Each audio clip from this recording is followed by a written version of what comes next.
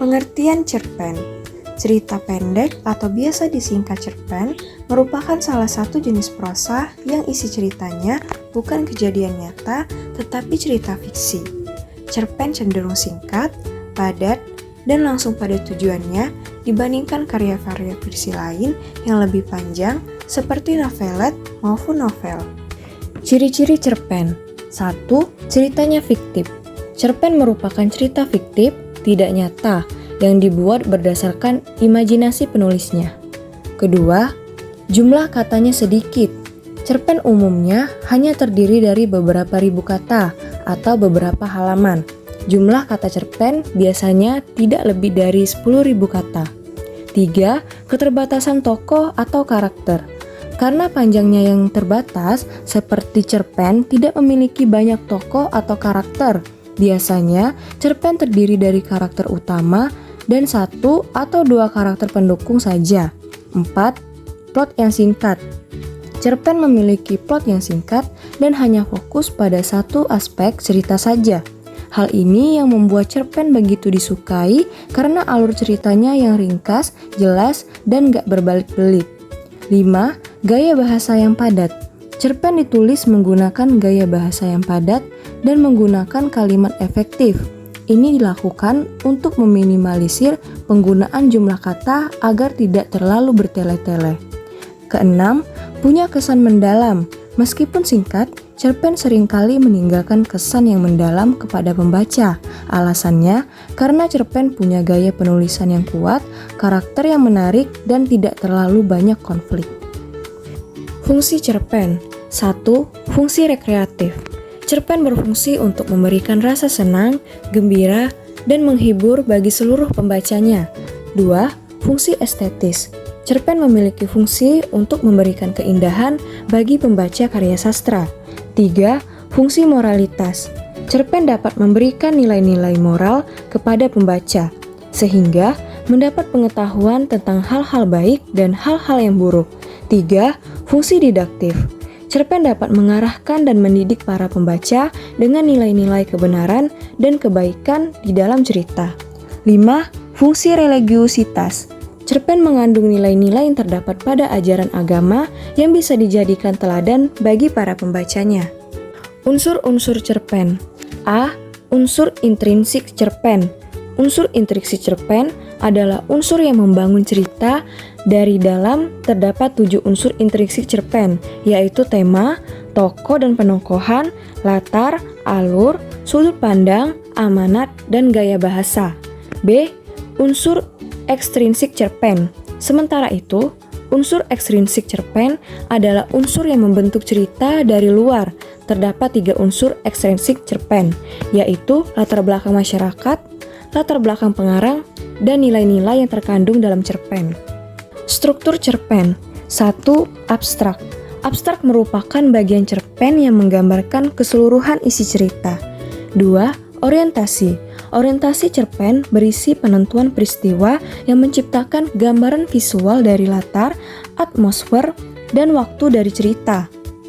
Di bagian ini, kamu juga akan menemukan pengenalan para tokoh, menata adegan, dan hubungan antar tokoh. 3. Rangkaian peristiwa. Lalu pada bagian ini, kisah akan berlanjut melalui serangkaian peristiwa satu ke peristiwa lainnya yang tidak terduga. 4. Komplikasi. Kemudian, cerita akan bergerak menuju konflik atau puncak masalah, pertentangan, atau kesulitan-kesulitan bagi para tokohnya yang memengaruhi latar waktu dan karakter. 5. Resolusi.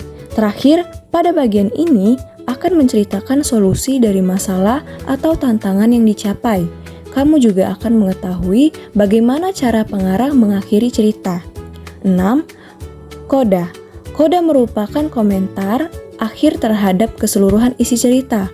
Bagian ini juga bisa disebut sebagai simpulan cerpen. Jenis-jenis cerpen. 1. Cerpen kilat atau cerita mini. Cerpen kilat adalah cerpen yang isinya sangat pendek, yaitu hanya terdiri antara 300 sampai 750 kata saja. 2. Cerpen double. Cerpen double adalah jenis cerpen yang super singkat, lebih singkat dari cerpen kilat, yaitu hanya terdiri dari 100 kata saja. 3. Cerpen anekdot. Cerpen anekdot adalah cerpen yang isinya berupa cerita komedi lucu dan menggelikan. 4. Cerpen fabel. Cerita fabel akan menggunakan hewan sebagai tokohnya. Hal ini berlaku juga untuk cerpen fabel. Hewan-hewan yang dijadikan tokoh dalam cerpen fabel bisa berupa hewan umum yang kita ketahui. 5. Cerpen panjang. Cerpen panjang adalah cerpen yang terdiri dari 5.000 sampai 1.000 kata. Kaidah kebahasaan cerpen. Cerpen banyak menggunakan verba, konjungsi, kalimat tidak langsung, kalimat langsung, dan kata lampau. Cerpen memiliki ciri-ciri kebahasaan sebagai berikut. 1. Mengandung kalimat bermakna lampau, seperti pada suatu senja, beberapa tahun lalu, beberapa tahun silam, dan sebagainya. 2. Menyatakan urutan waktu dengan konjungsi kronologis, seperti sejak saat itu, setelah itu, mula-mula, kemudian, sebelum, lalu, dan sebagainya. 3. Menggunakan kata kerja atau verba yang mengandung tindakan, seperti memotong, memotret, memakai, memasak, serta kata kerja yang berhubungan dengan perasaan seperti merindukan, mengasihi, atau menyakiti. 4. Menggunakan kalimat tak langsung seperti menanyakan, mengungkapkan, mengatakan bahwa, serta kalimat langsung berupa percakapan antar tokoh dengan tanda kutip. Ini adalah contoh teks cerpen. Judulnya Singa dan Nyamuk. Seekor singa merengut dan menderam kepada seekor nyamuk yang asyik terbang berlegar di kepalanya ketika dia coba melapkan mata. "Pergi kamu dari sini, sebelum aku meminjakmu dengan kakiku," ngaumnya. "Aku tidak takut padamu," kata nyamuk memperolok-olokannya. "Kamu mungkin digelar Raja Rimba, tapi aku lebih kuat daripada kamu. Aku juga boleh membuktikannya. Mari berlawan dan lihat siapa yang menang." Singa pun bersetuju. Nyamuk dengan pantas menjunam ke arah singa dan menggigitnya bertalu-talu di hidung dan telinganya.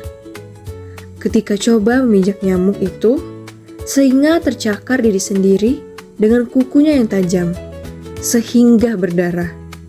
"Cukup!" Ia akhirnya menjerit. "Cukuplah, kamu menang." Tanpa sebarang kecederaan, nyamuk terbang pergi. Dia bercakap besar tentang kejayaannya mengalahkan singa kepada sesiapa yang ingin mendengar. Dia terlalu leka bercakap besar, sehingga kan terperangkap pada sarang laba-laba yang terbentang antara pokok-pokok. Ketika laba-laba kecil bergegas ke arahnya, nyamuk meronta di sarang yang memerangkapnya dengan kuat.